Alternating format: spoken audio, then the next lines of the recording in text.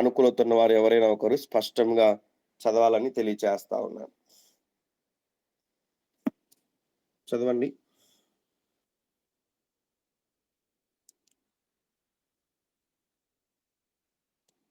Praise the lord.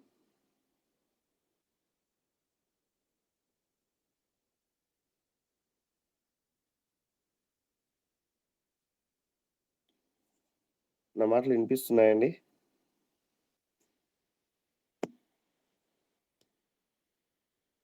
అందరు silent గా ఉన్నారు. ప్రత్యక్షపు గుడారములోని భాగములు. ఈ ప్రత్యక్షపు గుడారపు 3 భాగములుగా ఉన్నది. ఆవరణపు పరిశుద్ధ స్థలము, అతి పరిశుద్ధ స్థలము. ఇందులో 7 ముఖ్యమైన పరికరములు ఉన్నవి.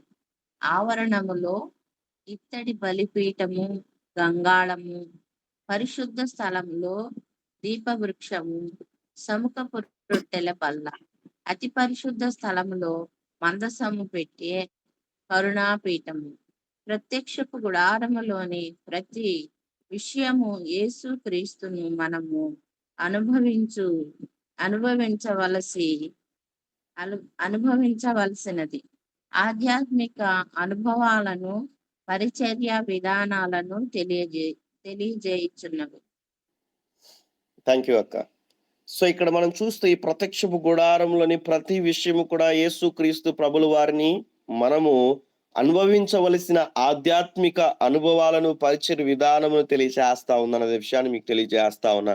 ఇప్పటి వరకు మీకు వీడియోలో చూపించిన రీతిగా ఆవరణంలో ఉన్న 2 పరికరాలు, పరిశుద్ధ స్థలంలో ఉన్నటువంటి 3 పరికరాలు, అతి పరిశుద్ధ స్థలంలో ఉన్న 2 పరికరాల గురించి మీకు చూపిస్తూ వచ్చాను. దేవునికి మహిమ కలుగును గాక. మరికొన్ని విషయాలు మనం లేఖన భాగంలో నుంచి మనం చూస్తే ఈ దినాన మనం నేర్చుకునేటువంటి అంశం ఏంటంటే దీప వృక్షము అనే విషయాన్ని మనం చూస్తా ఉన్నాం. ఏంటి అసలు దీప వృక్షం అంటే? ఈ యొక్క దీప వృక్షానికి ఉన్నటువంటి ప్రత్యేకత ఏంటి? ఈ యొక్క పరిశుద్ధ స్థలంలో ఉన్నటువంటి ఈ ఉపకరణములలో ఈకున్న విధానమును బట్టి మనం చూస్తే అసలు ఈ దీప వృక్షానికి ఉన్నటువంటి ఈ యొక్క ప్రత్యేకత ఏమిటో మనం ఈ దినాన మనం కొన్ని విషయాలు మనం చూస్తూ మనం ముందుకెళ్దాం. చూడండి, లేఖన భాగమును మనం అర్థం చేసుకుంటూ చదువుతూ మనము ముందుకెళ్దాం. పరిశుద్ధ లేఖన భాగంలో నుంచి అందరూ కూడా బైబిల్ తెరవాలి, అందరూ కూడా దేవుని యొక్క వాక్యాన్ని చూడాలి, అందరూ కూడా దేవుని యొక్క మాటలు శ్రద్ధగా వినాలని తెలియచేస్తా ఉన్నాను. పరిశుద్ధ లేఖన భాగంలో నుంచి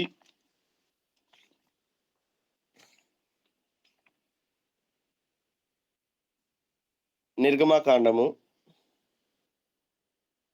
39వ అధ్యాయము 37వ వచనంలోను, అదే రీతిగా 24వ అధ్యాయము 4వ వచనంలోను అందరు కూడా నోట్ చేసుకునండి ఈ వచనాల్ని. దీప వృక్షముకు ఉన్నటువంటి పర్యాయ పదాలు ఏమిటి అంటే, ఇప్పుడు భోజనం చేసావా అని అడుగుతారు అర్థం చేసుకోవడానికి. ఇంకొక విధంగా అన్నం తిన్నావా అని కూడా అడుగుతారు అర్థం చేసుకోవడానికి. 2 కూడా ఒకే అర్థాలు కదా. అలానే ఉన్నటువంటి పర్యాయ పదాల గురించి మనం చూస్తే 2 విషయాలు మనం చూస్తా ఉన్నాం. ఈ యొక్క పవిత్రమైన దీప వృక్షము అనే విషయాన్ని మనం చూస్తాం, నిర్మలమైన దీప వృక్షము అనే విషయాన్ని కూడా మనం చూస్తాం. 2 కోణాల్లో మనం ఆలోచన చేస్తా ఉన్నాం. పరిశుద్ధ ఆత్మ దేవుడు ఈ యొక్క విషయాన్ని గురించి అనేక విషయాలు ఈ ఉదయకాల సమయంలో మనకు బోధించి సహాయం చేయునుగాక. అందరు కూడా శ్రద్ధగా దేవుని యొక్క మాటలు విందాం. వింటున్నటువంటి వారు ఒకసారి అన్మ్యూట్ చేసి దేవునికి స్తోత్రాలు చెల్లిస్తారా? హల్లెలూయా. స్తోత్రం. హల్లెలూయా. దేవునికి మహిమ కలుగును గాక. మంచిది, దేవునికి స్తోత్రం. కాబట్టి ఇక్కడ మనం చూస్తే లేఖన భాగమును బట్టి ఈ దీప వృక్షం అనేటువంటిది మనం అర్థం చేసుకున్నప్పుడు పరిశుద్ధ స్థలములో దక్షిణ దిక్కున ఉంటది. ఇందాక మీకు వీడియో చూపించిన రీతిగా పరిశుద్ధ స్థలములో దక్షిణ దిక్కు ఉంటది. ఈ దీప వృక్షం ప్రజ్వరిల్లుతున్నటువంటి జీవము గల దేవుని యొక్క మందిరము, దేవుని యొక్క సేవకునికి సాదృశ్యంగా ఉన్నది అన్న విషయాన్ని మనం చూస్తాం. నిత్యము కూడా ప్రజ్వరిల్లుతున్నది కదా. ఈ దీప వృక్షం అనేటువంటిది ఎవరికి సాదృశ్యంగా ఉంటున్నదంటే జీవము గల దేవుని మందిరము, అదే రీతిగా దేవుని యొక్క సేవకునికి సాదృశ్యముగా ఉంటున్నది అన్న విషయాన్ని మనం చూస్తాం. అందుకే ప్రకటన గ్రంథము 1:20 కూడా 7 సువర్ణ దీపస్తంభములు ఉన్నట్లుగా మనం చూస్తాం. ఈ 7 సువర్ణ దీప స్తంభములు ఉన్నట్లుగా మనం చూస్తాం. ఈ యొక్క ఉన్నటువంటి దీప వృక్షమే సాదృశ్యముగా ప్రకటన గ్రంథములో 7 సంఘాలుగా మనం లేఖన భాగంలో మనం చూస్తామండి. నిజముగా దేవుని యొక్క రక్షణ ప్రణాళికను చూస్తే చాలా ఆశ్చర్యమేస్తది. ఆ వాక్యాన్ని అర్థం చేసుకుంటూ చదువుకుంటే ఎంత శ్రేష్టమైనటువంటి విషయాలు ఉంటాయో చూడండి. చాలా మంది చెప్తారు జరగబోయే విషయాలు జ్ఞాపకం చేసుకోవాలి, అన్నీ కూడా జరగవు. బట్ లేఖనం అనేటువంటిది పరిశుద్ధాత్మ ప్రేరణ ద్వారా కలిగినటువంటి ప్రతి లేఖనము కూడా జీవము కలిగినటువంటిది, నిత్యము కూడా నెరవేర్చబడుతూ ముందుకెళ్తా ఉన్నది, నెరవేరబోతున్నది కూడా. అర్థం చేసుకోవడానికి యెషయా గ్రంథంలో ప్రవచించినటువంటి ప్రవచనాలు క్రొత్త నిబంధనలో మనం చూడలేదా? ఆయన పుడతాడని, ఆయనకి ఏ పేరు పెట్టాలో, ఆయన ఏం చేస్తాడో, ఆయన ద్వారా మనం ఏం పొందుకుంటామో ఇవన్నీ కూడా 7,000 సంవత్సరాల క్రితమే, 700 సంవత్సరాల క్రితమే ఈకున్నటువంటి విధానం బట్టి మనం చూస్తే 700 సంవత్సరాల క్రితమే ఈకున్నటువంటి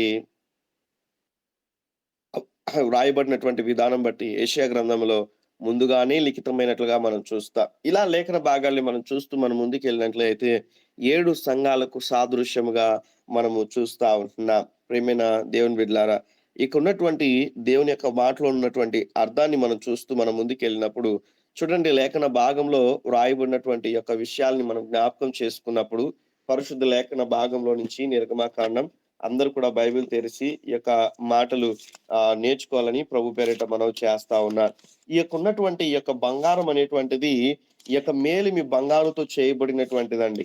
ఈ యొక్క ఉన్నటువంటి మేలిమి బంగారుతో చేయబడినటువంటిది. ఎలా అంటే అర్థం చేసుకోవడానికి మనం అందరం కూడా ఇంటి దగ్గర ఒక గేట్ ని మనం చూస్తాం.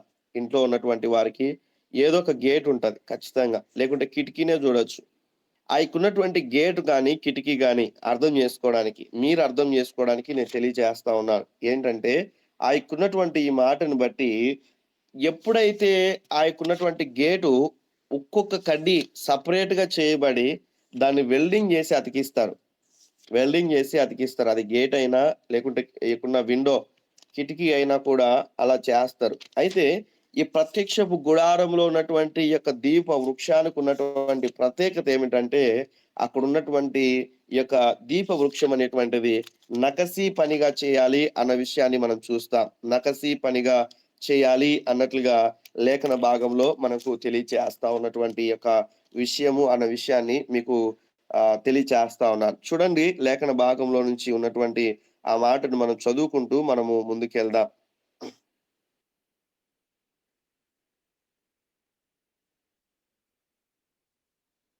37వ వచనం చదవండి. నిర్గమాకాండం 39వ అధ్యాయము 37వ వచనం. త్వరగా చదవాలి సమయం ఉన్న విధానం బట్టి.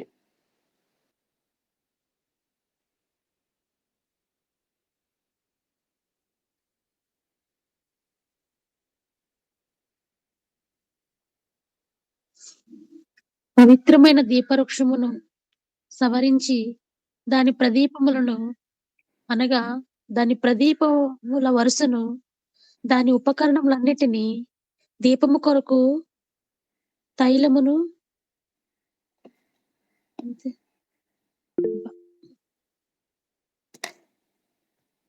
బంగారు వేదికను అభిషేక తైలమును పరిమళ ధూప ద్రవ్యములను చాలా ద్వారమునకు తెరను చదవాలి. చాలక్క. ఇక్కడ ఉన్నటువంటి ఈ లేఖన భాగాన్ని మనం చూస్తే 40 వీసల అన్న వచనం ఉంటది. ఒకసారి నేను వాటిని గురించి చూస్తా ఉన్నాను. చూడండి, మీకు కనిపిస్తే ఆ లేఖన భాగము 40 వీసల బంగారం.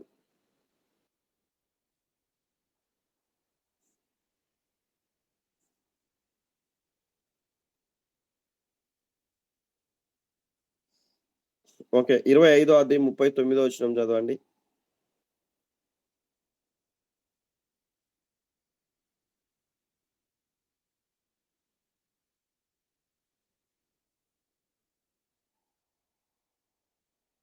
ముప్పై 35 నుంచి చదవండి అక్క, త్వరగా. దీపవృక్ష ప్రకాండము నుండి నిగుడు 6 కొమ్మలకు దాని 2 కొమ్మల క్రింద ఏకాండమైన ఒక్కొక్క మొగ్గ చొప్పున ఉండవలెను. వాటి మొగ్గలు వాటి కొమ్మలు దానితో ఏకాండమగును. అదంతయు మేలిమి బంగారుతో చేయబడిన ఏకాండమైన నక్షి పనిగా ఉండవలెను. నీవు దానికి 7 దీపములను చేయవలెను. దాని ఎదుట ఎలుగిచ్చున్నట్లు దాని దీపములను ఎలిగింపవలెను. దాని కత్తెర చిప్పయు మేలిమి బంగారుతో చేయవలెను. ఆ ఉపకరణములన్నీ 40 ఈసెల మేలిమి బంగారుతో చేయవలెను. కొండ మీద నీకు కనపరచబడిన వాటి రూపము చొప్పున వాటిని చేయుటకు జాగ్రత్త పడము. దేవునికి స్తోత్రం. ఇక్కడ మనం చూస్తే 40 వీసెలు అన్న విషయాన్ని మనం చూస్తా ఉన్నాం. ఇక రాయబడినటువంటి యొక్క లేఖన భాగాన్ని మనం అర్థం చేసుకుంటూ మనం ముందుకెళ్ళినప్పుడు చాలా విషయాలు ఇక్కడ రాయబడి ఉంటున్నాయి. పరిశుద్ధ లేఖన భాగాన్ని మనము అర్థం చేసుకున్నప్పుడు ఈ మాటను మనం చూస్తాం. 40 వీసెల బంగారం అన్న విషయాన్ని, దాన్ని మనకు ప్రస్తుత భాషలో ఉన్నటువంటి మాటని మనం అర్థం చేసుకుంటూ మనం ముందుకెళ్ళినప్పుడు దానికి ఉన్నటువంటి అర్థం ఏంటంటే, ప్రస్తుత కాలంలో ఉన్నటువంటి యొక్క మాటను బట్టి 40 వీసెలు బంగారము అనగా 950 పౌండ్లండి. అనగా 430 కేజీల 92 గ్రాములు అన్న విషయాన్ని మనం చూస్తా ఉన్నాం అర్థం చేసుకోవడానికి. దీన్ని ఏం చేయాలంటే ఒకే ముద్దలాగా చేసి నకసి పనిగా చేయాలి అన్న విషయాన్ని మనం చూస్తాం. 36వ వచనంలో మీరు చూస్తా ఉన్నారు. 36వ వచనంలో నిర్గమకాండం 25వ అధ్యాయము 36వ వచనంలో ఉన్నటువంటి అండర్లైన్ చేసుకోండి మీరు. ఏకాండమైన నకసి పనిగా ఉండవలెను అంటాడు. అంటే ఇందాక మీకు చెప్పినట్లు ఒక విండో కానీ ఒక ఉన్నటువంటి గేట్ కానీ వివిధ రకాలైనటువంటి ముక్కలుగా చేసి దాన్ని వెల్డింగ్ చేసేటువంటి పరిస్థితి కాదు నకసి పని అంటే. నకసి పని అంటే ఏంటంటే ఒకే ముద్దలో ఉన్నటువంటి ఆ కడ్డీని ఆ యొక్క కొలిమిలో పెట్టి వారు ఏ రీతిగా అయితే సానబెట్టి ఏ రీతిగా అయితే కొడవలి తయారు చేస్తారో అర్థం చేసుకోవడానికి, అలా ఏంటంటే ఒక ముద్దలాగా చేయబడి దాంట్లో నుంచి నకసి పనిగా అనగా వారు ఏం చేయాలంటే దీన్ని ఉన్న విధానమును బట్టి దాన్ని సానబెట్టాలి. నకసి పనగా అంటే దాన్ని సానబెట్టాలి అన్న విషయాన్ని మనం చూస్తా ఉన్నాం అర్థం అవడానికి. అయితే ఇక్కడ మనం లేఖన భాగాన్ని పరిశీలిస్తూ మనం ముందుకెళ్ళినప్పుడు ఈ మేలిమి బంగారముతో దీపవృక్షం చేయవలను అన్న విషయాన్ని మనం చూస్తాము కదా. బంగారాల్లో రకాలు ఉన్నాయి అర్థం చేసుకోవడానికి. మీకు తెలుసు రోల్డ్ గోల్డ్ వేరు, గోల్డ్ వేరు. అలానే ఉన్నటువంటి ఇప్పుడు 24 క్యారెట్స్ అని ఇంకా కొన్ని రకాలుగా మనం పిలువబడుతా ఉంది బంగారం రకరకాలుగా. అయితే శ్రేష్టమైనటువంటి యొక్క మేలిమి బంగారుతో చేయబడినటువంటి యొక్క దీపవృక్షాన్ని మనం చూస్తా ఉన్నాం. ఆవరణములో చేసినట్లు తుమ్మకర్రతో ఇందులో వాడకూడదు, జ్ఞాపకం చేసుకోవాలి. గతంలో మీకు తెలియజేశాను ఈకున్నటువంటి ఆవరణంలో ఉన్నటువంటి ఈ యొక్క బలిపీఠము తుమ్మకర్రతో చేయబడినది అన్న విషయాన్ని. ఇక్కడ ఉన్నటువంటి దీపవృక్షం అనేటువంటిది తుమ్మకర్రతో ఇందులో చేయకూడదని తెలియచేసినట్లుగా మనం చూస్తాం. తుమ్మకర్ర వాడకూడదు, దీనికి కేవలం మేలిమి బంగారుతోనే చేయాలని దేవుడు సెలవిచ్చినట్లుగా మనం చూస్తాం. 2వ పాయింట్ గా మనం చూస్తే ఈ బంగారము విశ్వాసానికి సాదృశ్యముగా ఉన్నది అన్న విషయాన్ని మనం చూస్తా ఉన్నాం. పరిశుద్ధ లేఖన భాగంలో మనం చూస్తే ఈ మాటకు ఉన్నటువంటి అర్థం ఏంటంటే, లేఖన భాగంలో ఉన్న మాట విశ్వాసానికి సాదృశ్యంగా ఉన్నది.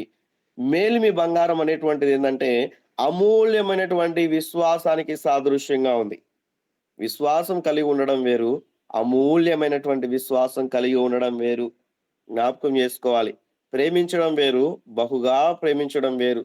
ఫలించడం వేరు, బహుగా ఫలించడం వేరు. ఈ విషయాన్ని జ్ఞాపకం చేసుకోవాలి. పాస్ అవ్వడం వేరు, మంచి మార్కులతో పాస్ అవ్వడం వేరు అర్థం చేసుకోవడానికి. కాబట్టి రుచిగా ఉండడం వేరు, చాలా మంచిగా ఉంది, చాలా రుచిగా ఉంది అని చెప్పుకోవడం కూడా వేరు. వివిధ వ్యత్యాసాలను మనం చూస్తా ఉన్నాం. అలానే బంగారం అనేటువంటిది ఏంటంటే విశ్వాసానికి సాదృశ్యంగా మనం చూస్తాం. మేలిమి బంగారం అనేటువంటిది అమూల్యమైనటువంటి విశ్వాసానికి సాదృశ్యంగా మనం చూస్తాం. జ్ఞాపకం చేసుకోవాలి. దీప వృక్షం తుమ్మకర్రతో చేయకపోవడానికి కారణం ఏంటంటే, తుమ్మకర్ర అనేటువంటిది ఆయనకున్నటువంటి ఆత్మీయంగా శరీర స్వభావము, శరీర కార్యాలు, శరీరానుసారమైనటువంటి మనసుకు సాదృశ్యంగా ఉంటున్నది. ఏమిటంటే తుమ్మకర్ర అనేటువంటిది ఆల్రెడీ మీకు చెప్పాను. తుమ్మకర్ర అనేటువంటిది ఆయనకున్నటువంటి బలిపీఠానికి చేస్తున్నటువంటి సమయంలో ఆయనకున్నటువంటి తుమ్మకర్ర ఎంత ఉపయోగపడిందో దానికి ఏ రీతిగా అయితే ఇత్తడి చేత పొదిగించాడో దేవుని యొక్క కృప ద్వారా అన్న విషయాన్ని. ఎందుకంటే ఆ తుమ్మకర్ర అనేటువంటిది ఊరి బయట ఉంటది. ననగా నల్లగా ఉంటది అన్న విషయాన్ని మనం చూస్తాం. నలుపు పాపానికి సాదృశ్యమని మీకు తెలియచేశాను. అలానే మనం చూస్తే అది వంకర టింకరగా పెరుగుతది. మనిషి ప్రవర్తన కూడా వంకర టింకరగా ఉంటది. అలానే మనం చూస్తే అది జిగురు కలిగి ఉంటది. ఆ యొక్కున్న విధానం బట్టి. మనుషులు కూడా ఆ యొక్కున్నటువంటి జిగురులాగా ఉంటారు. పాపాన్ని అంటుపెట్టుకొని జీవిస్తా ఉంటారు. అది ఇంకా ఇంకొక సాదృశ్యం ఏమై ఉంటదంటే, అది ఆ యొక్క ఊరిలో నివాసం చేయదు. అడవిలో ఉంటది. అనగా లోకంలోనికి ఉండేటువంటివి ఆ యొక్క మనుషులకు సాదృశ్యంగా మనం చూస్తాం. అటువంటి తుమ్మకర్రను తీసుకొచ్చి బలిపీఠాన్ని కట్టాడు దేవుడు. కట్టించమని జెప్పాడు. దాని పైన ఇత్తడి రేకును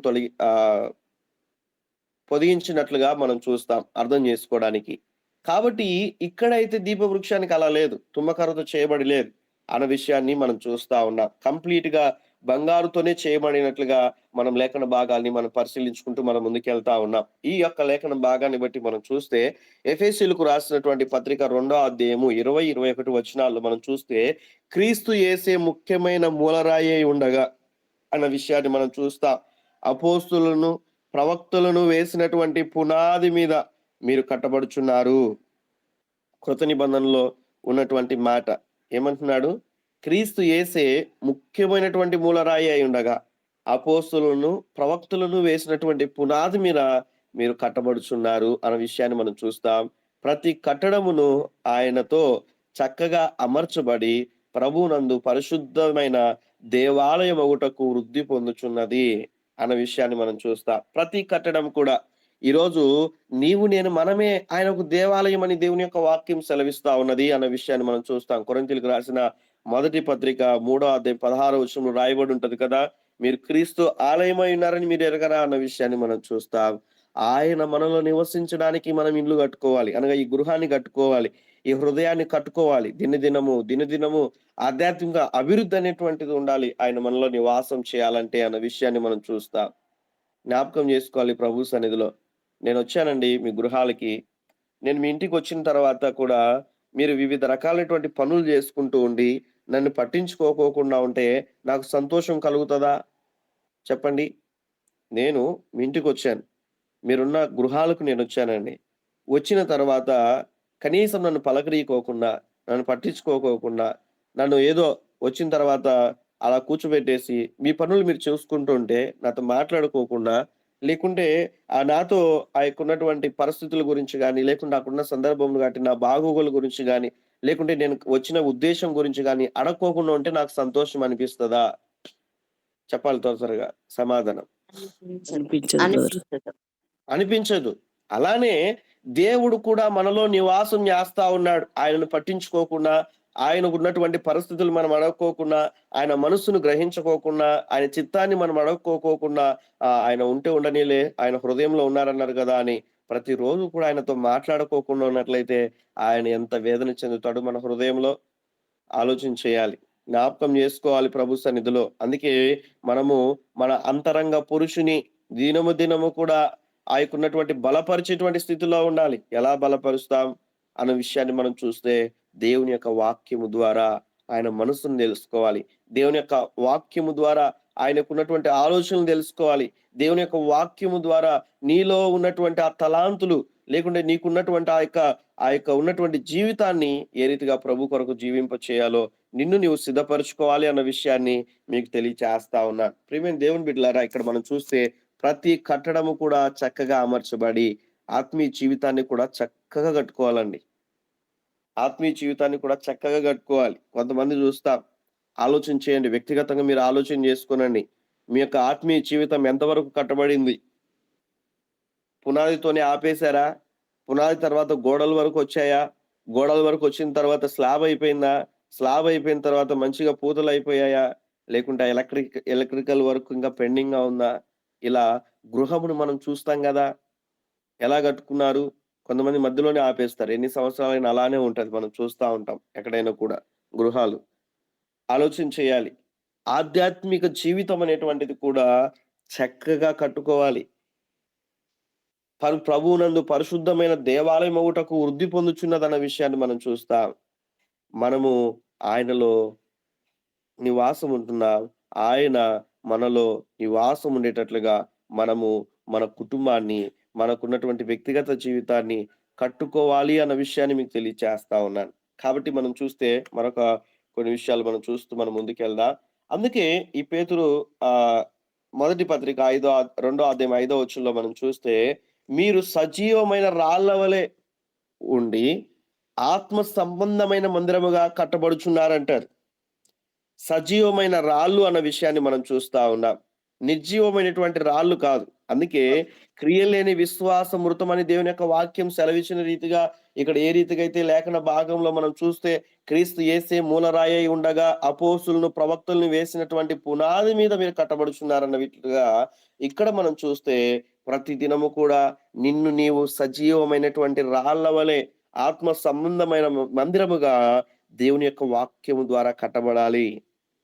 దేవుని యొక్క వాక్యం ద్వారా కట్టబడాలి. చూడండి, ప్రభు సన్నిధిలో కొంతమందిని మనం చూస్తా ఉంటాం. బేస్‌మెంట్ వేసిన కొన్ని సంవత్సరాలకి గోడలు కడతారు. ఆ గోడలు కట్టిన కొన్ని సంవత్సరాలకి స్లాబ్ ఏస్తారు. ఆ స్లాబ్ ఏసిన కొన్ని సంవత్సరాలకి పూతలేస్తారు.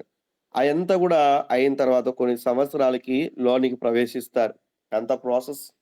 అలానే ఇక్కడ మనం చూస్తే మనం సంవత్సరాల తరబడి అలానే ఉండాలని నేను చెప్పట్లేను కానీ, దేవుడు అనుకూలించినటువంటి సమయమును బట్టి దేవుని యొక్క లేఖన భాగాలను చదువుకుంటూ అర్థం చేసుకుంటూ మనల్ని మనం కట్టుకునేటువంటి వారముగా ఉండాలి. ఏ సేవకుడు గూడా పరిపూర్ణంగా నేను కట్టలేడు సుమా. చెప్తున్నాను దేవుని యొక్క లేఖన భాగంలో నుంచి. ఏ సేవకుడు గూడా పరిపూర్ణంగా నిన్ను కట్టలేడు. ఎందుకంటే పునాది నుంచి నువ్వు ఎలా కట్టబడుతున్నావో నీకు మాత్రమే తెలుసు. అర్థం చేసుకోవడానికి మీకు తెలియచేస్తా ఉన్నా.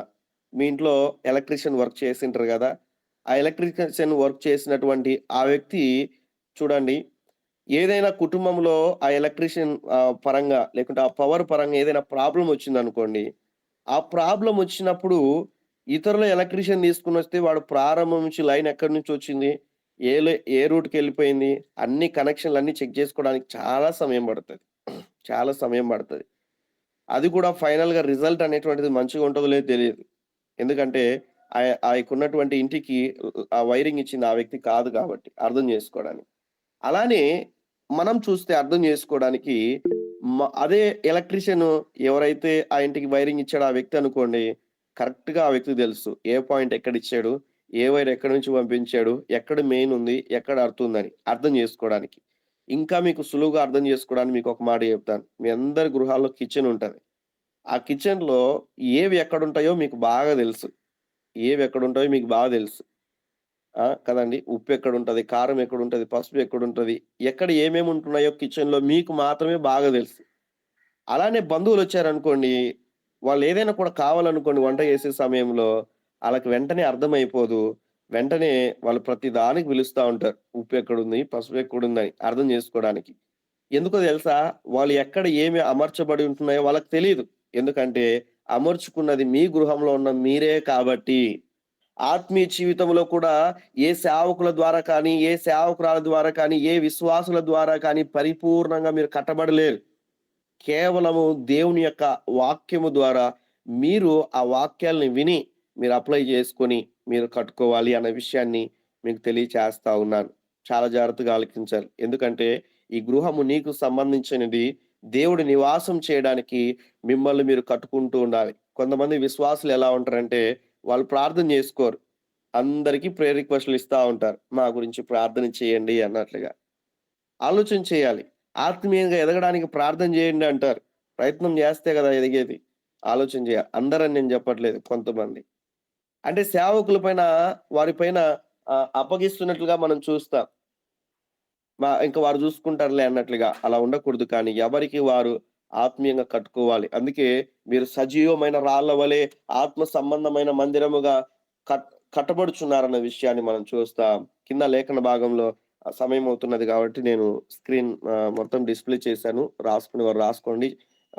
స్క్రీన్ షాట్ తీసుకునే వాళ్ళు తీసుకోనండి. తర్వాత మీరు చదువుకోనండి. దీని అర్థం ఏమిటంటే, అంటే చచ్చిన రాళ్ళతో సంఘమును కట్టకూడదు అన్న విషయాన్ని మనం చూస్తాం. ఈరోజు కొంతమంది సంవత్సరాల తరబడి మందిరానికి వస్తా ఉంటారు గానీ, వాళ్ళ ద్వారా ఏం ఉపయోగం ఉండదు. ఏం ఉపయోగం ఉండదు. నిర్జీవమైన పరిస్థితుల్లో ఉంటారు. నిర్జీవమైన పరిస్థితుల్లో వారు ఏ రీతిగా కూడా సంఘానికి ఉపయోగకరంగా ఉండరు. ఏ రీతి కూడా సమాజానికి ఉపయోగకరంగా ఉన్నారు, కుటుంబాలకు ఉపయోగకరంగా ఉన్నారు. కొన్ని సంవత్సరాల నుంచి వస్తా ఉంటారు. జ్ఞాపకం చేసుకోవాలి. నిర్జీవమైనటువంటి పరిస్థితి నీలో ఉండకూడదు. జ్ఞాపకం చేసుకోవాలి ప్రభు సన్నిధిలో. ఇక్కడ మనం చూస్తే చచ్చిన రాళ్లతో సంఘమును కట్టకూడదు అన్న విషయాన్ని మనం చూస్తా ఉన్నాం. ప్రతి ఒక్కరు కూడా ఏం చేయాలంటే పరిశుద్ధాత్మ వరము కలిగి ఆయన అనుభవంలో నడవాలి అన్న విషయాన్ని మనం చూస్తాం. ఈకున్న పరిశుద్ధాత్మ వరాలు కేవలము సేవకులకు మాత్రమే కాదు, ప్రతి విశ్వాసి కూడా ఆత్మ సంబంధమైన వరముల రుచి చూడాలి. దేవుని యొక్క వాక్యంలో ఉన్నటువంటి రీతిగా ప్రవచించే వారు ఉండాలి, దర్శనాలు చూసేటువంటి వారు ఉండాలి. సంఘం అభివృద్ధి చెందాలంటే జ్ఞాపకం చేసుకోవాలి, దేవుని స్వస్థపరచు వరం కలిగినటువంటి విశ్వాసులు ఉండాలి. మన సంఘంలో అయితే ప్రారంభంలో ఉన్నటువంటి పరిస్థితి ఏంటంటే దయ్యాలు, భూతాల చేత పీడింపబడుతున్న వారు, తొడగట్టి మీసం తిప్పి కేకలేస్తున్నటువంటి వారు ఒకానొక సమయంలో ప్రార్థన చేయగా దేవుడు విడుదలిచ్చాడు. ఈరోజు వారే మూల స్తంభాలుగా ఉన్నారు. ప్రారంభంలో ఎవరికైనా బాగాలేకపోతే దయ్యాలు పడితే ఫోన్లు చేసేవారు సేవకులకి. ఈరోజు వారు ఫోన్లు చేయరు, కానీ సేవకులముగా ఎలా వారిని ప్రిపేర్ చేశామంటే మీరు ప్రార్థన చేసిన దయ్యాలు పారిపోతాయి. ఆమేన్ చెప్పండి. దేవునికి స్తోత్రం. ఆమేన్. ఎందుకు ఈ మాట చెప్తున్నానంటే విశ్వాసం పెరగడానికి మీకు చెప్తా ఉన్న సాక్ష్య రూపమై. ఈరోజు ఎవరికైనా బలహీనత వచ్చినా, రోగాలు వచ్చినా, దయ్యములు పట్టినా కూడా ప్రతి వాడికి కూడా సేవకుని పిలువరు.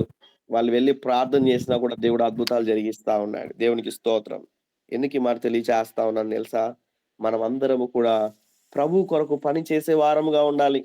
నిర్జీవమైన రాళ్ళు నడవలేవు, సజీవమైనటువంటి రాళ్ళు నడుస్తాయి అన్న విషయాన్ని మనం చూస్తా ఉన్నాం. మనం నడవాలి ప్రభు కొరకు, మనం కట్టుకోవాలి ప్రభు కొరకు, మనం అనేకుల్ని సిద్ధపరచాలి ప్రభు కొరకు అన్న విషయాన్ని మనం చూస్తా ఉన్నాం. అలా నడవాలంటే పరిశుద్ధాత్మ అనేటువంటి వరముతో మనం ముందుకెళ్ళాలి. పరిశుద్ధాత్మ అనుభవం లేని పరిశుద్ధ సంఘముగా కట్టబడలేరు. పరిశుద్ధాత్మ అనుభవం లేని వారు, పరిశుద్ధాత్మను నమ్మని వారు, పరిశుద్ధాత్మ క్రియలు చేయని వారు, పరిశుద్ధాత్మను నమ్మలేనటువంటి పరిస్థితుల్లో ఉన్నటువంటి వారు పరిశుద్ధ సంఘముగా కట్టబడలేరు. మందిరంలో ఉన్నప్పటికీ కూడా కట్టబడలేరు. వాక్యం చదువుతున్నప్పటికి కూడా కట్టబడలేరు. ఎందుకో తెలుసా? ఆ అనుభవం లేనటువంటి విధానమును బట్టి. అందుకే పరిశుద్ధాత్మ అనుభవం అనేటువంటిది చాలా ప్రాముఖ్యమైనటువంటిది. దాదాపుగా అబ్రహాం పాస్టర్ గారు పరిశుద్ధాత్మ గురించి దాదాపుగా 30 క్లాసెస్ తీసుకున్నారు. 30 క్లాసెస్ తీసుకున్నారు. సువార్తమ్మ గారు మ్యూట్ చేయండి. సో ఇక్కడ మనం చూస్తే లేఖన భాగమును బట్టి మనం చూస్తా ఉన్నాం, బంగారం, మేలిమి బంగారం ఎప్పుడు మారుతుందంటే అగ్నిలో పుటం వేయబడినప్పుడు అన్న విషయాన్ని మనం చూస్తాం. ఈ బంగారం అనేటువంటిది మేలిమి బంగారముగా ఎప్పుడు మార్చబడుతుంది అన్న విషయాన్ని మనం చూస్తే అగ్నిలో పుటం వేసినప్పుడు.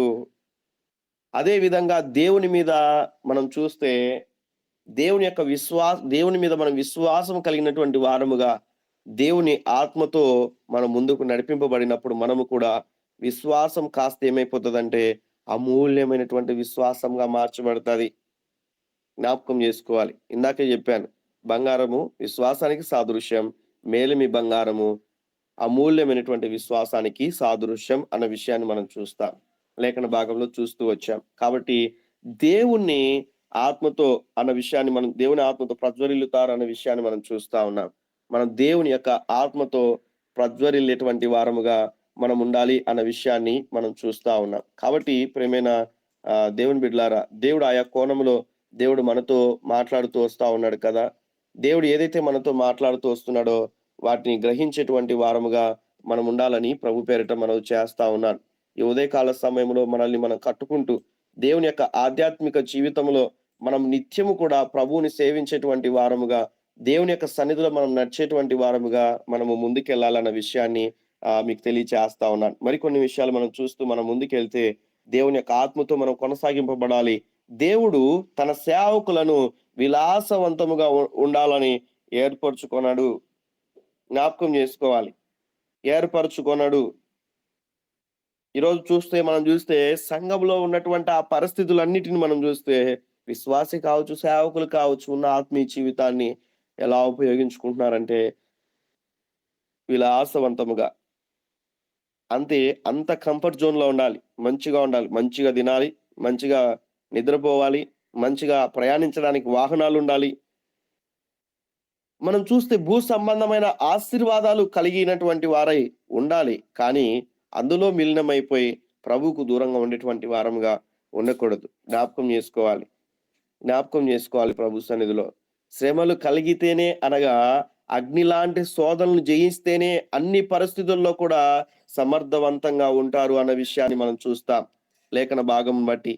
కాబట్టి ప్రేమైన దేవుని బిడ్డలారా, లేఖన భాగాన్ని మనం పరిశీలించుకున్నట్లయితే దేవుడు సమయం ఇస్తే గన నేను మరికొన్ని విషయాలు వివరిస్తాను.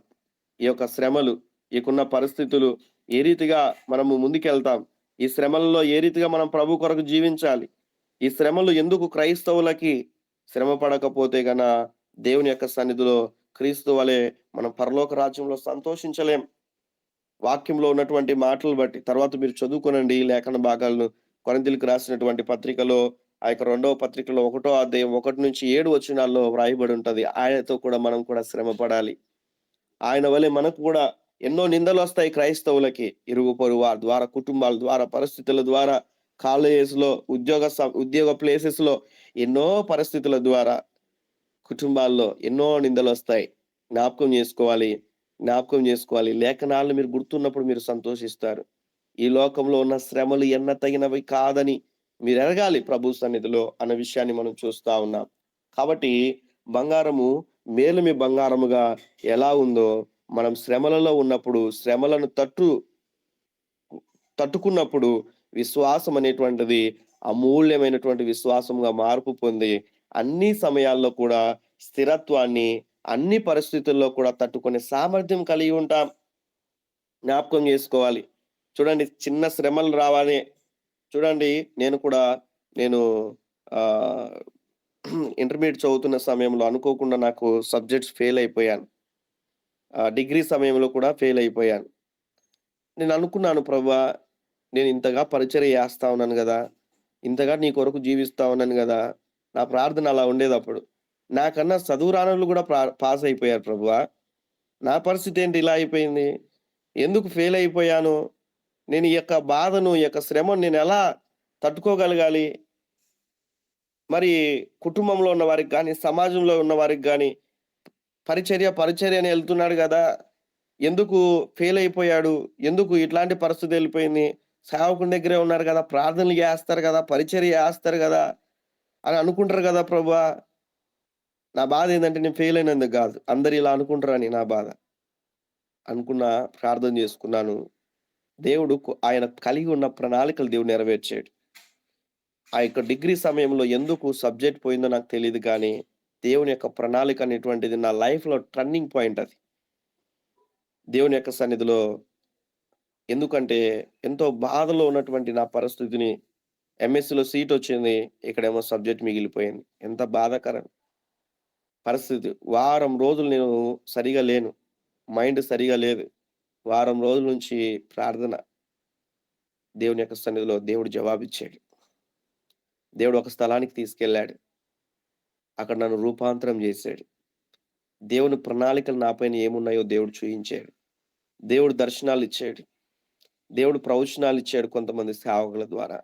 అవన్నీ కూడా కొన్ని నెరవేర్చబడ్డాయి, ఇప్పుడు కొన్ని నెరవేర్చబడుతున్నాయి. మీరు చూస్తా ఉన్నారు. రానున్న దినాల్లో ఇంకా నెరవేర్చబడబోతున్నాయి. ఎందుకు ఈ మాట చెప్తున్నానంటే, దేవుని యొక్క సన్నిధిలో శ్రమల గుండా వెళ్తున్నావంటే దాని వెనకాల ఉన్నటువంటి ఆశీర్వాదం వేరే. జ్ఞాపకం చేసుకోవాలి. శ్రమలు వచ్చినాయని చెప్పి నీ జీవితంలో ప్రార్థన లేదేమో అని అనుకోవడానికి వీల్లేదు. శ్రమలు వచ్చాయని చెప్పి నువ్వు దేవుని సన్నిధిలో సరిగా లేవని అనుకోవడానికి వీల్లేదు. జ్ఞాపకం చేసుకోవాలి. దావీదు అంటాడు, శ్రమ నాకు మేలాయన అంటాడు. జ్ఞాపకం చేసుకోవాలి. శ్రమ నాకు మేలాయన అంటాడు. శ్రమ ఎందుకు ఆయనకు మేలైందంటే, శ్రమ వచ్చినప్పుడు ఆయన ఇంకా ప్రభువులో ఎదగడానికి మేలైందంట. జ్ఞాపకం చేసుకోవాలి. ఈరోజు క్రైస్తవులుగా శ్రమ పడుతున్నామంటే ఇంకా మనం ప్రభువులో ముందుకెళ్ళాలి. దాని తర్వాత ఉన్నటువంటి ఆశీర్వాదం వేరే.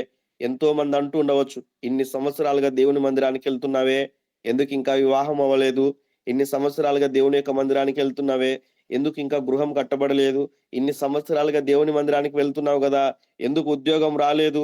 ఎందుకు నీ కుటుంబంలో ఇలానే ఉన్నారు? ఎందుకు నీ భార్య ఇలా ఉంది? నీ భర్త ఎందుకు ఇలా ఉన్నారు? నీ పిల్లలు ఎందుకు ఇంకా ఇలా ఉన్నారని ఇరుగు పొరుగు వారి ద్వారా, అనేకుల ద్వారా వేదన చెందుతుండవచ్చు. జ్ఞాపకం చేసుకోవాలి. జ్ఞాపకం చేసుకోవాలి. ఒక రోజు వస్తది.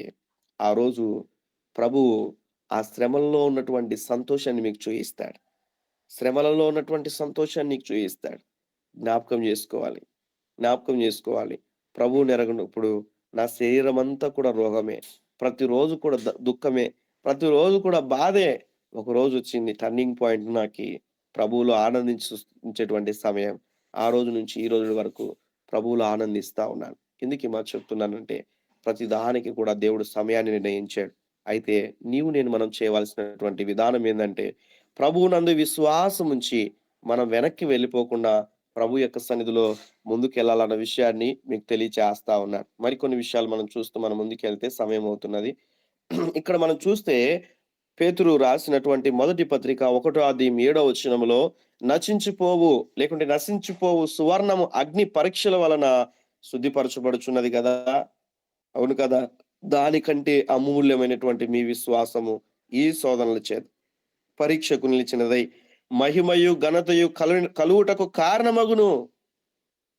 ఏ కుటుంబం అయితే నన్ను హేళన చేశారో, ఏ స్నేహితులైతే నన్ను హేళన చేశారో దేవుని యొక్క మందిరానికి వెళ్తున్నప్పుడు, ఏ కుటుంబాలైతే నన్ను బాధ పెట్టారో, ఈరోజు జ్ఞాపకం చేసుకోవాలి. అదే స్నేహితులు, అదే కుటుంబాలు ప్రార్థించమని అడుగుతున్నారు. ఎందుకో తెలుసా? దేవుడు మనల్ని మహిమపరుస్తాడు. దేవుడు మనల్ని ఘనపరుస్తాడండి. ఎప్పుడు?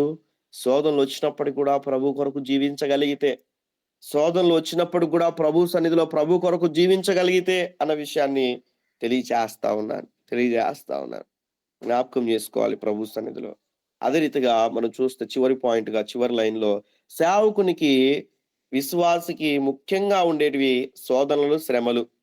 ఇవి లేకుండా ఏ మనుషుడు ఉన్నాడు. ప్రభువుని ఎరిగిన వారైనా ఎరగని వారైనా చాలా మంది రకరకాలైన బోధలు చేస్తారు. ప్రభువుని నమ్ముకోండి మీకు శ్రమలు ఉండవు, ప్రభువుని నమ్ముకోండి మీకు శోధనలు రావు. చెప్పాడు దేవుడు అట్లా? చెప్పలేదు కదా. నీతిమంతునికి కలుగు ఆపదలు అనేకములు అన్న విషయాన్ని మనం చూస్తాం. దేవుడంట మన పట్ల కలిగి ఉన్న ఆలోచన మనం చూస్తే, దేవుడంట మనల్ని భరించలేనటువంటి శ్రమలు దేవుడు పెట్టలేదంటండి. దేవుడు ఇంకా ఏం చేస్తా ఉన్నాడు తెలుసా? దేవుడు మార్గం చూపిస్తాడంట. ఆయనకున్నటువంటి ఆ శ్రమలలో నుంచి తప్పింపబడడానికి దేవుడు మార్గం చూపిస్తాడంట అండి. జ్ఞాపకం చేసుకోవాలి. దేవుడు ఎంత ప్రేమ కలిగినటువంటి వాడు, దేవుడు ఎంత కృప కలిగినటువంటి వాడు. వాటన్నిటిలో నుంచి దేవుడు మార్గం చూపిస్తాడంట. మార్గం చూపించాలంటే మనం వినే వారంగా ఉండాలి. దేవుడు మాట్లాడినప్పుడు వింటే అప్పుడు దేవుడు మార్గం చూపిస్తాడు. మనం పారిపోవడానికి వీలవుతుంది, మనం తొలగిపోవడానికి వీలవుతుంది ఆ శ్రమల నుంచి. ఓకేనా? కాబట్టి మనం చూస్తే ప్రభు కృపను బట్టి మనం జయిస్తామన్న విషయాన్ని మనం చూస్తా ఉన్నాం. మన సామర్థ్యం కాదు అన్న విషయాన్ని మనము తెలియచేస్తా ఉన్నాం. కాబట్టి లేఖన భాగాన్ని ముఖ్యంగా పరిశీలించినట్లయితే, తాను శోధింపబడి శ్రమ పొందెను గనుక శోధింపబడి వారికి సహాయము చేయగలవాడై ఉన్నాడు. చాలాసార్లు మన జీవితాల్లో ఎందుకు శ్రమలు వస్తాయంటే దేవుడు కొన్ని విషయాలు నేర్పిస్తాడు. జ్ఞాపకం చేసుకున్నట్లయితే ప్రియమైన దేవుని బిడ్డలారా, హన్నాను మనం చూస్తాం. హన్నాకి కొన్ని సంవత్సరాల నుంచి పిల్లలు లేరు. అలా పిల్లలు లేకోకుండా దేవుడే చేశాడని ఆ మొదటి అధ్యాయంలో 4వ వచనం నుంచి కింది వచనాల్లో మనం చూస్తాం. సమూయేలు మొదటి గ్రంథం 1వ అధ్యాయం 4వ వచనం నుంచి కింది వచనాల్లో మనం చూస్తే ఆయనకున్నటువంటి హన్నాకి దేవుడు సంతు లేని దానిగా చేసి ఉన్నాడు అని దేవుని యొక్క వాక్యంలో మనం చూస్తా ఉన్నాం. కుటుంబంలో ఉన్నటువంటి వారి ద్వారా, సహోదరి ద్వారా ఎంత బాధను అనుభవించింది. బిందె పట్టుకొని నీళ్ళకెళ్తే, ఏమమ్మా ఇంకా నీకు పిల్లలు లేరు అని ఎంతమంది బాధ పెట్టారో, పొలంకి వెళ్ళినప్పుడు ఎంతమంది బాధ పెట్టారో, బంధువుల దగ్గరికి వెళ్ళినప్పుడు ఎంతమంది బాధ పెట్టారో, ఎంత దుఃఖముతో ఉంటున్నదో ఈ హన్న జ్ఞాపకం చేసుకోవాలి. ప్రభు సన్నిధిలో ఒక రోజు వచ్చింది, జ్ఞాపకం చేసుకోవాలి.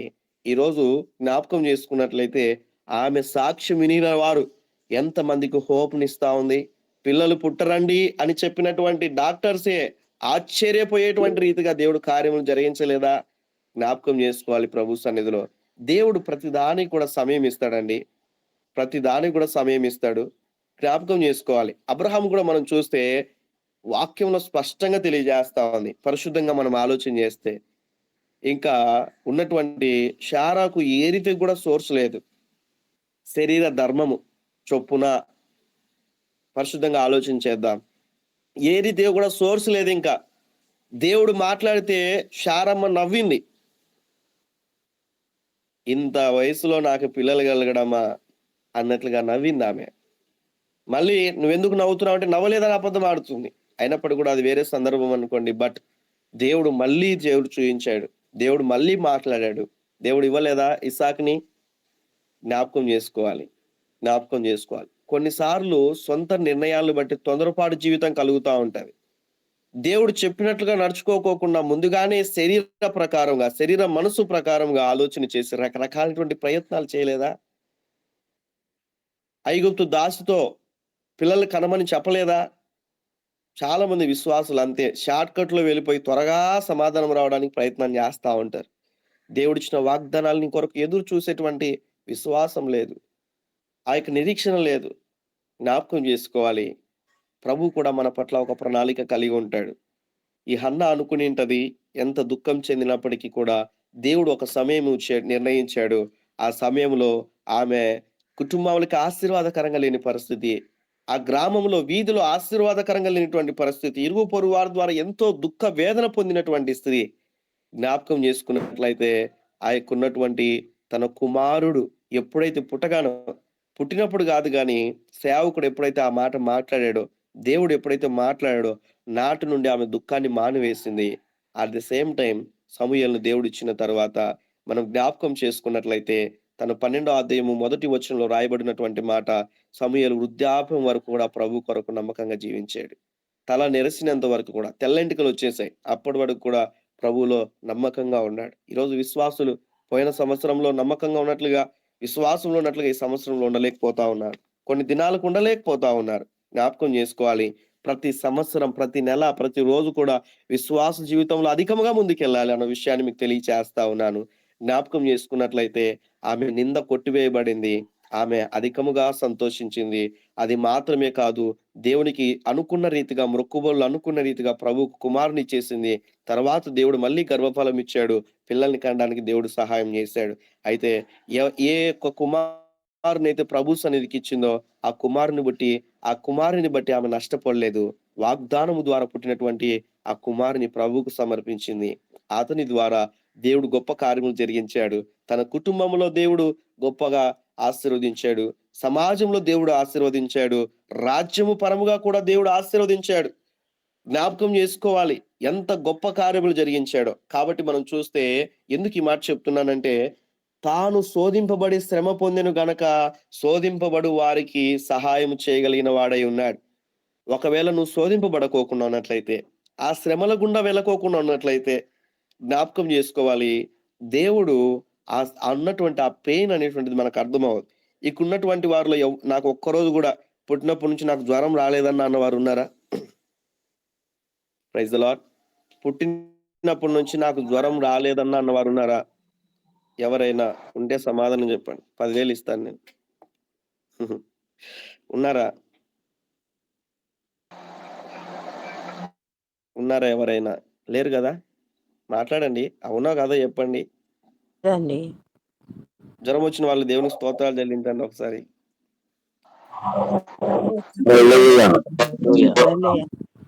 Very good. ఇప్పుడు చూడండి, మీకు జ్వరం అనేటువంటి ఆ జ్వరం అనేటువంటి అనుభవం మీకు లేకుండా ఉన్నట్లయితే, నాకు జ్వరం వచ్చిందండి, భరించలేకపోతున్నానండి, నాకు చలి పెడుతుందండి, నాకు దగ్గు వస్తుందండి, లేకుంటే నాకు నా శరీరంలో ఈ యొక్క ఎముకలన్నీ పట్టేసినట్లు అనిపిస్తున్నాయండి అని మీకు చెప్పినానుకో మీకు అర్థమవుతుందా అండి? అవుతుందా? మీరు ఎప్పుడైతే వాటిని ఎక్స్పీరియన్స్ చేస్తారో, ఆ ఎక్స్పీరియన్స్ చేసిన విధానం బట్టి, ఆ జ్వరం వచ్చిందంటే నాకు తెలుసండి ఆ బాధ, నాకు కూడా జ్వరం వచ్చిందండి అని చెప్తారు కదా. ఆలోచన చేయాలి. మీరు కూడా ఆ శ్రమలను అనుభవించినప్పుడు ఆ శ్రమలలో ఉన్నటువంటి పరిస్థితులు మీరు అర్థం చేసుకుంటారు, జ్ఞాపకం చేసుకోవడానికి. అలానే యేసుక్రీస్తు ప్రభుల వారు కూడా శోధింపబడ్డాడు. ఆయన పలుమంది శోధించారు, రకరకాలుగా ఆయనను బాధ పెట్టారు, అపవాదం వచ్చి శోధించింది, మనుషులు వచ్చారు, ఆయనకున్నటువంటి పరిచయులు వచ్చారు, శాస్త్రులు వచ్చారు, ఎంతో మంది శోధించారు ఆయనని. శోధింపబడి ఆయన శ్రమ పొందెను అన్న విషయాన్ని మనం చూస్తా ఉన్నాం. ఈరోజు మందిరానికి వెళ్ళే విషయంలో, ప్రార్థన చేసే విషయంలో ఎన్నో శ్రమలు వస్తాయి. నీ కుటుంబాల్లో కావచ్చు, ఇరుగు పొరుగు వాళ్ళు కావచ్చు, సంఘంలో కావచ్చు, సమాజంలో కాదు, నువ్వు జాబ్ చేస్తున్న ప్లేసెస్ లో కావచ్చు, ఎక్కడైనా కూడా శ్రమలు వస్తాయి. అయితే గనుక శోధింపబడు వారికి సహాయము చేయగలవాడై ఉన్నాడు ఆయన. ఎందుకో తెలుసా? ఆయన కూడా శోధింపబడ్డాడు కాబట్టి. ఈరోజు ఏ పరిస్థితుల గుండా అయితే నువ్వు వెళ్ళావో, ఆ పరిస్థితులన్నీ కూడా నీకు అనుభవాలు నేర్పిస్తున్నాయన్న విషయాన్ని జ్ఞాపకం చేసుకోవాలి. జ్ఞాపకం చేసుకోవాలి ప్రభు సన్నిధిలో. ఈరోజు అబ్రహాము జీవితంలో అటువంటి పరిస్థితి లేకుండా ఉన్నట్లయితే, ఈరోజు పిల్లల విషయంలో, హన్నా లైఫ్‌లో ఆ పరిస్థితి లేకపోతే పిల్లల విషయంలో నిరీక్షణ ఉండేదా క్రైస్తవులకి? లేదు కదా! ఆలోచన చేయాలి. శ్రమ పొందారు వారు. శ్రమల గుండా వెళ్లారు. శ్రమ పొంది శోధింపబడ్డారు. ఈరోజు వారు మాదిరికరంగా ఉన్నారు మనకి. దేవుని యొక్క కృపను బట్టి, దేవుని మహిమార్థమైన విషయాన్ని మనం చూస్తా ఉన్నాం. సమయం అవుతుంది. నేను ముగిస్తా ఉన్నాను. ఎవరికైతే శ్రమలు, శోధనలు సంభవిస్తాయో వారికి దేవుడు సహాయం చేయును. ఈ యొక్క శోధనలు కలిగినప్పుడు నాగటి మీద చెయ్యి వేసి వెనుకకు తిరగకుండా విశ్వాసంలో ముందుకెళ్ళాలి. చూడండి, కొంతమంది దేవుని మందిరానికి వస్తారు దేవుడు మేలు చేస్తాడని. దేవుడు కొంచెం ఆలోచన చేశాడనుకోండి, వెనక్కెళ్ళిపోతారు. జ్ఞాపకం చేసుకోవాలి. కొంతమంది మేలుల కోసమే మందిరానికి వచ్చే వాళ్ళు కూడా ఉన్నారు. పరలోక రాజ్యం కొరకు వచ్చేవారు కాదు వాళ్ళు. సేవకునికి వచ్చేవారు, సేవకురాలు కొరకు వచ్చేటువంటి వారు, సంఘంలో ఉన్నటువంటి పెద్ద మనుషుల కొరకు వచ్చేటువంటి వారు, సంఘంలో ఉన్నటువంటి విశ్వాసుల కొరకు వస్తున్న వారు ఉన్నారు. జ్ఞాపకం చేసుకోవాలి. ఎందుకు మందిరానికి వెళ్తా ఉన్నావు? ప్రభు కొరకా? పరలోక రాజ్యం కొరకా? మనుషుల కొరకా? సేవకుల కొరకా? ఎవరి నిమిత్తమై భక్తి చేయాలి అన్న విషయాన్ని ఆలోచన చేయాలి. నేను అందుకే ఎప్పుడు చెప్తా ఉంటాను, ఆదివారపు క్రైస్తవులుగా మనం ఉండకూడదు, కానీ నిరంతరం కూడా, నిత్యం కూడా, ప్రతి సెకండ్ కూడా క్రైస్తవుడుగా, క్రైస్తవురాలుగా మనం బ్రతకాలి. దేవునికి స్తోత్రం. కాబట్టి మనం చూస్తే విశ్వాసం అబ్రహాము కాలంలో ఉంది. ఆ విశ్వాసం మోషే కాలంలోనికి వచ్చింది. అదే రీతిగా ఆ యొక్క సమయానికి పరిశుద్ధ విశ్వాసముగా మార్పు పొందినట్లుగా మనం చూస్తా ఉన్నాం. అదే విశ్వాసం ఈరోజు మన వరకు వచ్చింది. మనం ఎటువంటి విశ్వాసం కలిగి ఉంటున్నాం? దీప వృక్షం అనేటువంటిది మేలిమి బంగారంతో చేయాలని దేవుడు మోషేకి ఆజ్ఞాపించాడు.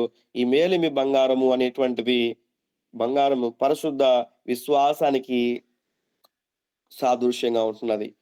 ఈ విశ్వాసం ఇప్పుడున్న కృపాకాలంలో కూడా మనకు అతి సమీపంగా ఉన్నది. అతి పరిశుద్ధ విశ్వాసంగా మార్పు చెందింది. ఈరోజు అతి పరిశుద్ధమైనటువంటి విశ్వాసం కలిగి ఉండడానికి నీ జీవితాన్ని నువ్వు సిద్ధపరచుకుంటున్నావా? దినదినము కూడా విశ్వాసంలో ముందుకెళ్ళడానికి దేవుని యొక్క కృపలో ముందుకు వెళ్తుంటున్నావా అన్న విషయాన్ని జ్ఞాపకం చేసుకోవాలి. ప్రియమైన దేవుని బిడ్డలారా, శ్రమలు అనేటువంటివి మన జీవితాల్లో వచ్చినప్పుడు వెనక్కి వెళ్ళిపోయేటువంటి పరిస్థితుల్లో ఉండకూడదు. దేవుని యొక్క సన్నిధిలో ఆ శ్రమలు ఎందుకు వచ్చాయో ప్రభుని అడగాలి. మనమే బహు రకాలుగా శ్రమలు వస్తాయండి. మనమే కొన్ని విషయాలు శ్రమలు తెచ్చుకుంటాం. కొన్ని దేవుని ద్వారా వస్తాయి. కొన్ని దేవుని మహిమార్థమై కూడా వస్తాయి. ఆలోచన చేయాలి. మీకు శ్రమలు వచ్చాయంటే ప్రార్థన చేసుకొని ప్రభుని అడగాలి. ప్రభువా, ఈ శ్రమలు నిజంగా మీరు అలో చేశారా? మీరు అనుమతించారా? లేకుంటే నా తప్పిదాల నుంచి శ్రమలు వచ్చాయా? నా తప్పిదాల నుంచి శ్రమలు వచ్చాయా? లేకుంటే ఈ శ్రమల గుండా నేను ఏదైనా నేర్చుకోవడానికి మీరు నాకేమన్నా సమయం, అవకాశం ఇస్తా ఉన్నారా? లేకుంటే ఈ శ్రమలు అనేటువంటివి ఎందుకు వస్తా ఉన్నాయి అన్నట్లుగా మీరు ప్రభుని అడగాలి. ప్రభు సన్నిధిలో జ్ఞాపకం చేసుకోవాలి. అపోస్తుల కార్యము, నేను ముగిస్తున్నాను. అపోస్తుల కార్యము తీనవసరం లేదు, రాసుకునేవారు రాసుకోనండి. 14వ అధ్యాయంలో 22వ వచనంలో రాయబడిన మాట మనం చూస్తే, శిష్యులను మనుషులను దృఢపరిచినటువంటి విశ్వాసమందు నిలకడగా ఉండవలనని, అనేక శ్రమలను అనుభవించి మనము దేవుని రాజ్యంలో ప్రవేశింపవలనని వారిని హెచ్చరించినట్లుగా మనం చూస్తాం. జ్ఞాపకం చేసుకోవాలి. శిష్యుల మనస్సును దృఢపరిచిన విశ్వాసం, విశ్వాసుల్ని దృఢపరిచినటువంటి విశ్వాసం దేవుని రాజ్యంలో ప్రవేశించాలంటే తప్పక శ్రమలను అనుభవించి మనం దేవుని యొక్క సన్నిధిలో మనం ముందుకెళ్ళేటువంటి వారంగా ఉండాలి. ఎన్ని శ్రమలు వచ్చినప్పటికి కూడా వెనక్కి వెళ్ళిపోకూడదు. జ్ఞాపకం చేసుకోవాలి. ప్రభు సన్నిధిలో ఆ శ్రమ అనేటువంటిది నీకు ఓర్పును కలిగి చేయాలి, ఓర్పు నిరీక్షణ కలిగి చేయాలి అన్న విషయాన్ని మీకు తెలియచేస్తా ఉన్నాను. ఒక మాటను చదువుకొని మనం వాక్యాన్ని ముగించుకుందాం. రోమీయులకు రాసిన పత్రిక 8వ అధ్యాయం 17వ వచనంలో రాయబడిన మాట. రోమా 8:17. మనము పిల్లలమైతే వారసులము. చదువుతారు ఎవరైనా? త్వరగా ఆ మాట చదవండి. రోమీయులకు రాసిన పత్రిక 8వ అధ్యాయము 17వ వచనం. ఈ వాక్యాన్ని చదువుకొని మనం వాక్యాన్ని ముగించుకుందాం.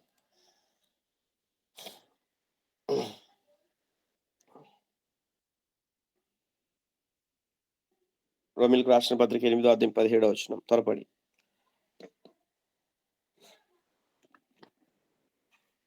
బైబిల్స్ ఉన్నవారు చదవండి. చూయించారు కదా బైబిల్స్ ఉన్నాయన్నట్లుగా.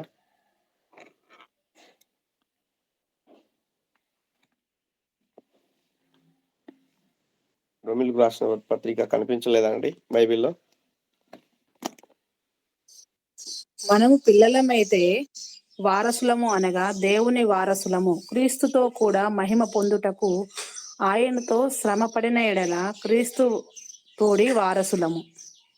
ఇక్కడ మనం చూస్తే మనం పిల్లలమైతే వారసులము.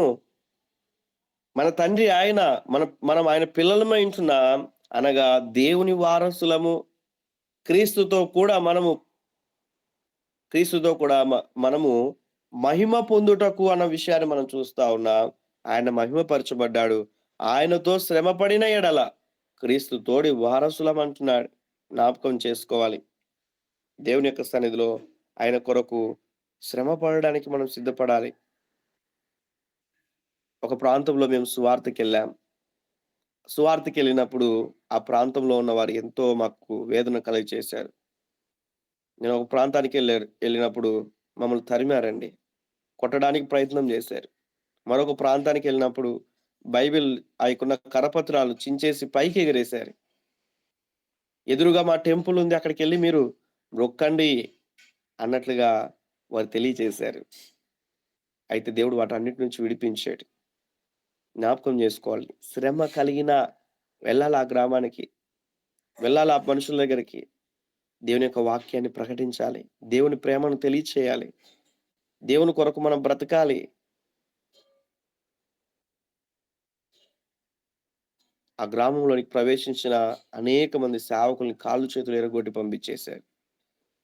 ప్రార్థనా పూర్వకంగా వెళ్ళాం. రెండవసారిగా దేవుడు కార్యం జరిగించాడు. ఊరిలో 80% సువార్త చేయడానికి దేవుడు సహాయం చేశాడు. ఎందుకు ఈ మాట చెప్తున్నానంటే, శ్రమలు వస్తాయని మనం దాక్కోవడం కాదు. ప్రభు కొరకు మనం జీవిస్తూ ప్రభువును ఆశ్రయముగా చేసుకొని మహోన్నతుని చాటున నివసించువాడు అన్న విషయముగా దేవుని చాటున మనం నివసిస్తూ ప్రభు కొరకు పని చేస్తున్నప్పుడు ఎన్ని శ్రమలు వచ్చినా కూడా దేవుడు విడిపిస్తాడు, తప్పక విడిపిస్తాడు. విషయాలు జ్ఞాపకం చేసుకోవాలి. దేవుని యొక్క సన్నిధిలో ఈ మేలిమి బంగారము అమూల్యమైనటువంటి విశ్వాసానికి సాదృశ్యంగా ఎప్పుడు అవుతుందంటే, కొలిమిలో అది ఉంచి ఉన్నప్పుడే మన జీవితాల్లో కూడా ఎన్నో శ్రమలు మనకు విశ్వాసంలో వెళ్ళడానికి కూడా దేవుడు అనుమతిస్తూ ఉండవచ్చు. జ్ఞాపకం చేసుకోవాలి. అపోస్తలుడైనటువంటి పౌలు గారు ఎంతో శ్రమ పడ్డారు. ఎన్నో దెబ్బలు తిన్నాడు. ఆయన రాళ్ళ చేత కొట్టబడ్డాడు. ఎన్నో శ్రమల గుండా వెళ్ళాడు. ఈరోజు మనకి ఎంత మాదిరిగా ఉన్నాడు ఆయన. ప్రభు కొరకు చావడానికనే సిద్ధంగా ముందుకెళ్ళాడు. దేవుని యొక్క వాక్యాన్ని విశ్వసిస్తున్న మనం, దేవుని యొక్క వాక్యాన్ని వింటున్నటువంటి మన జీవితాల్లో దేవుడు అటువంటి పరిస్థితుల గుండా మనల్ని నడిపిస్తున్నాడంటే దాని తర్వాత ఉన్నటువంటి మహిమ నార్మల్గా ఉండదన్న విషయాన్ని మీకు తెలియచేస్తా ఉన్నాను. ఆయనతోటి మనం వారసులము అన్న విషయాన్ని మనం చూస్తా ఉన్నాం. ఆయనతో మనము శ్రమ పడినప్పుడు మనం కూడా మహిమ పరచబడతాం. ఇతబడిన ఈ మాటలు మీ జీవితాల ఫలభరితంగా దేవుడు మార్చును గాక. విశ్వాసం అమూల్యమైనటువంటి విశ్వాసముగా ప్రతి దినము కూడా మీ జీవితంలో మార్చబడును గాక అని పలుకుతుంటున్నాను.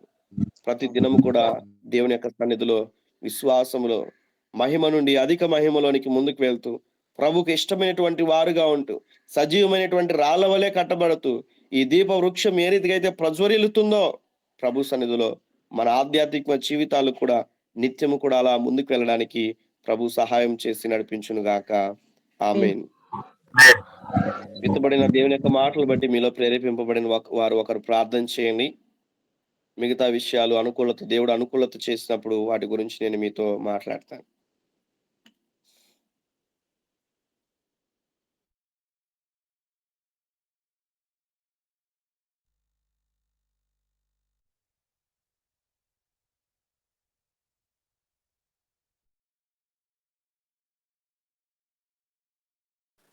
స్తోత్రం ప్రభా, పరిశుద్ధుడా నాయనా, నీ బంగారు పాదాలు కొందనాలు, స్తోత్రాలయ్యా.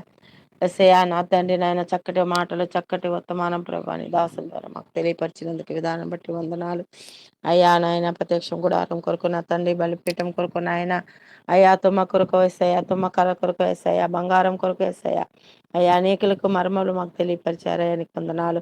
అయ్యా ఆయన్ని విడిచిపెట్టకుండా నాయన మరి దాన్ని సాటించుకొని ప్రభా అయ్యా అనేకులకు నాయన మేము చెప్పేట కృపణ దయచే నాయన. అయ్యా సువార్తకి వెళ్ళినప్పుడు భయపడకుండా నా తండ్రి ఇదిగో మీ దాసులు ఎన్ని మాటలు ఎన్ని ప్రయాణాలు నా తండ్రి నిందలు పడినప్పుడు కూడా సువార్తలు ఎలా చేశారో అలాగే నాయన మీ ముందుకు సాగే కృపను మాకు అనుగ్రహించండి అయ్యా. అయ్యా ఎన్నో చక్కటి మాటలు అయ్యా మా టీంని అంతా దీవించండి, దాసులను దీవించండి, కుటుంబాన్ని సంఘాన్ని అయ్యా సేవని పరిచర్యని దీవించండి ప్రభా నాయన. ప్రతి ఒక్క బిడ్డలు నా తండ్రి అయ్యా వినగిన చెవిని గ్రహించే మనసు మాకు నాకు అందరికి దయచేయండి స్వామి.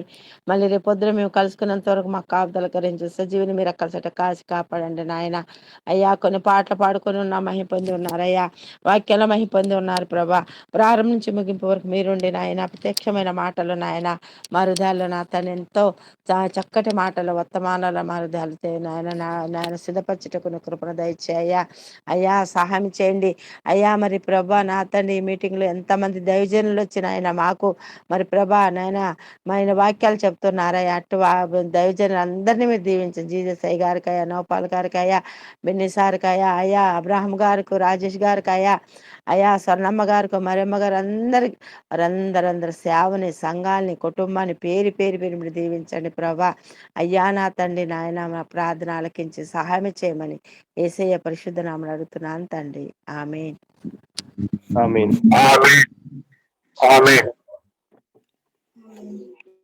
తండ్రి అయిన దేవుని యొక్క ప్రేమయు కుమారుడైనటువంటి యేసుక్రీస్తు ప్రభుల వారి యొక్క కృపయు పరిశుద్ధాత్మ దేవుడైనటువంటి అన్యోన్య సన్నిధి సహవాసం ఈ ఉదయకాల సమయంలో ప్రభు సన్నిధిలో ఉన్న ప్రతి ఒక్కరికి, వాక్యం విన్న ప్రతి ఒక్కరికి విశ్వాసంలో అధికమవ్వాలని, విశ్వాసం అమూల్యమైన విశ్వాసంగా మార్చబడాలని, విశ్వాసం పరిశుద్ధమైనటువంటి విశ్వాసంగా మార్చబడాలని తీర్మానం తీసుకున్న ప్రతి ఒక్కరికి సకల పరిశుద్ధులకు సదాకాలం తోడే ఉండి